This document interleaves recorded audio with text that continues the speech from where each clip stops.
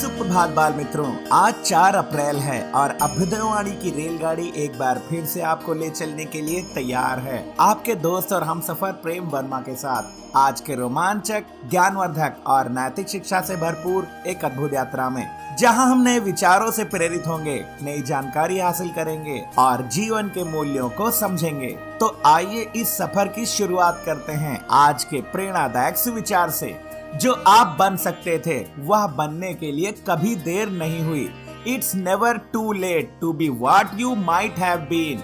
ये विचार हमें प्रेरित करता है कि अगर हमने किसी कारणवश अपने सपनों को पूरा नहीं किया या अपनी क्षमता के अनुसार आगे नहीं बढ़ पाए तो भी हार नहीं माननी चाहिए। समय बीत जाने या उम्र बढ़ जाने का मतलब ये नहीं है कि अब हम अपने लक्ष्यों को प्राप्त नहीं कर सकते। जीवन में कभी भी नई शुरुआत करने के लिए देर नहीं होती, चाहे वह शिक्षा हो, करियर हो, कोई कौशल सीखना हो या अपने व्यक्तित्व का विकास करना हो। हमारी उम्र या अतीत की गलतियां हमें आगे बढ़ने से नहीं रोक सकती। अगर हमारे मन में इच्छा शक्ति है तो सफलता पाने के लिए आज ही सही समय है। ध्यान रखें, जो बन सकते थे वह बनने के लिए अभी भी समय है। अभ्युदयवाणी में अब जानते हैं आज का अंग्रेजी शब्द जो है वैरायटी, VARIETY। वैरायटी का अर्थ होता है विविधता, प्रकार, किस्म या रंग बिरंगी श्रृंखला।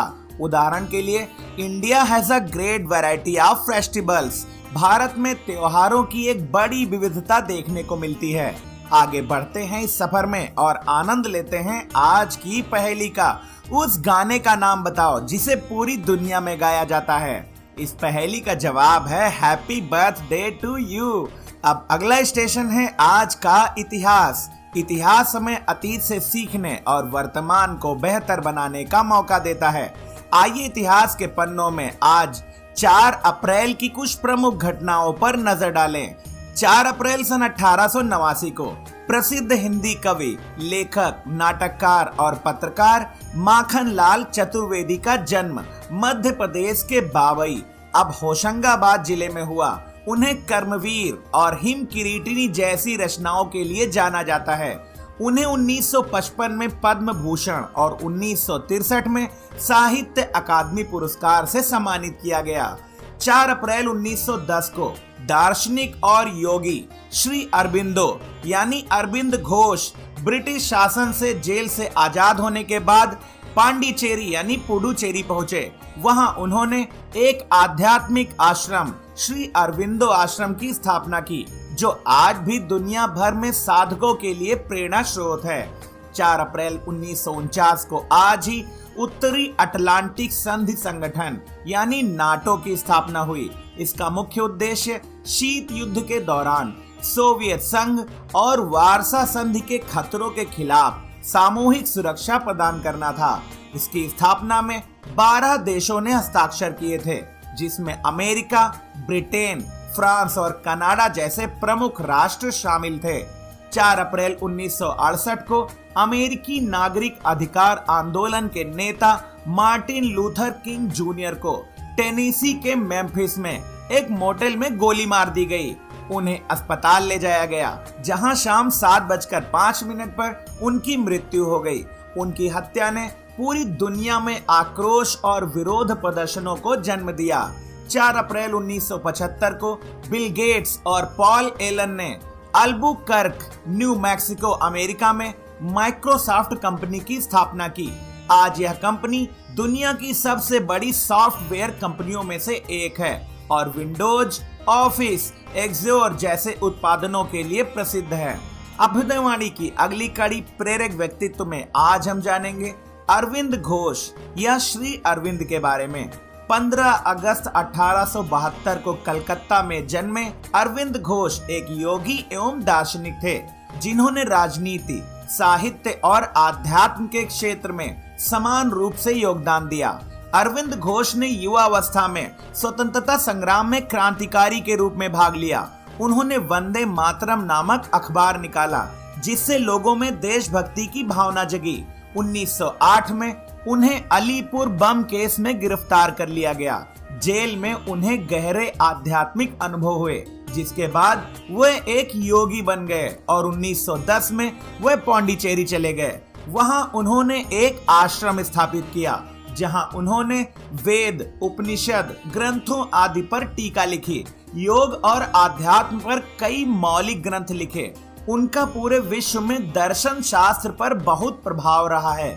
उनकी साधना पद्धति के अनुयायी सभी देशों में पाए जाते हैं। द डिवाइन लाइफ और सावित्री उनकी प्रसिद्ध रचनाएं हैं। श्री अरविंद ने एक नए प्रकार के योग का प्रचार किया जिसमें शरीर, मन और आत्मा तीनों का विकास होता है।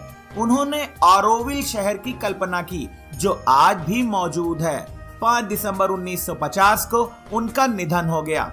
वह एक महान दार्शनिक, योगी और लेखक थे जिन्होंने दुनिया को नई सोच दी। उनका मानना था कि इंसान लगातार विकास करते हुए दिव्य बन सकता है। अभ्युदयवाणी के दैनिक विशेष में अब हम जानेंगे 4 अप्रैल को मनाए जाने वाले अंतर्राष्ट्रीय खदान जागरूकता यानी इंटरनेशनल माइन अवेयरनेस डे के बारे में। हर साल 4 अप्रैल को पूरी दुनिया में अंतर्राष्ट्रीय खदान जागरूकता और खदान कार्रवाई दिवस के रूप में मनाया जाता है।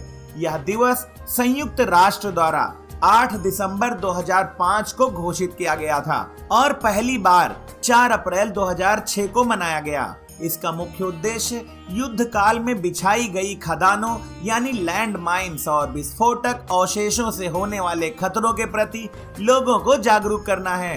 ये खदानें युद्ध समाप्त होने के बाद भी कई वर्षों तक जानलेवा बनी रहती हैं और निर्दोष नागरिकों, विशेषकर बच्चों की जान ले लेती हैं। इस दिवस को मनाने का एक महत्वपूर्ण उद्देश्य उन वीरों को सम्मान देना भी है जो खतरनाक खदानों को हटाने का काम करते हैं।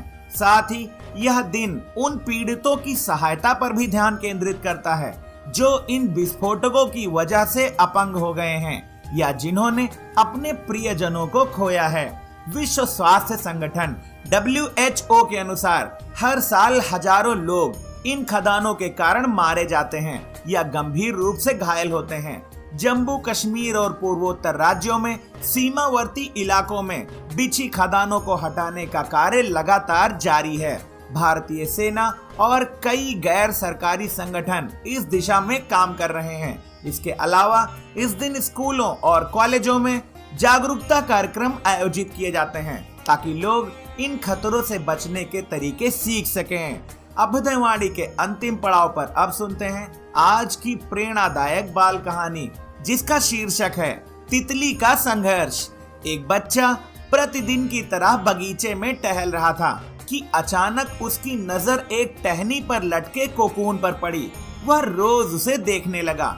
एक दिन उसने देखा कि कोकून में एक छोटा सा छेद हो गया है और उसमें से तितली बाहर निकलने की कोशिश कर रही है।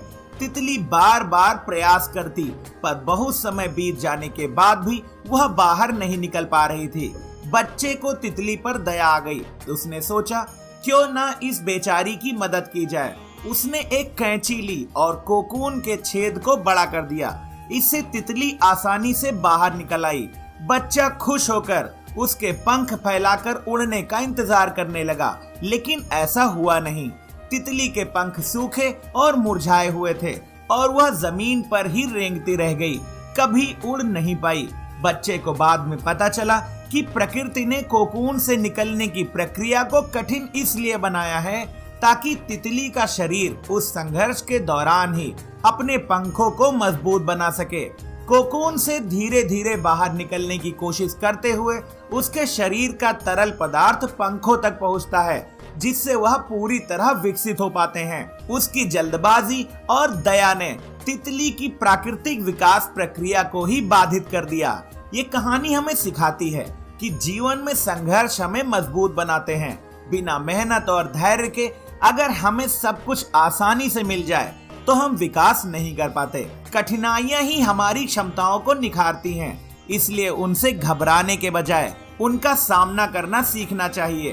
प्रकृति का हर नियम हमारे भले के लिए है। आज की अभ्युदयवाणी का सफर बस यहीं तक था। कल सुबह फिर मिलेंगे एक नई ऊर्जा के साथ, रोमांचक, ज्ञानवर्धक और नैतिक शिक्षा से भरपूर एक रोचक सफर में। आपका दिन शुभ हो। जय हिंद, जय भारत।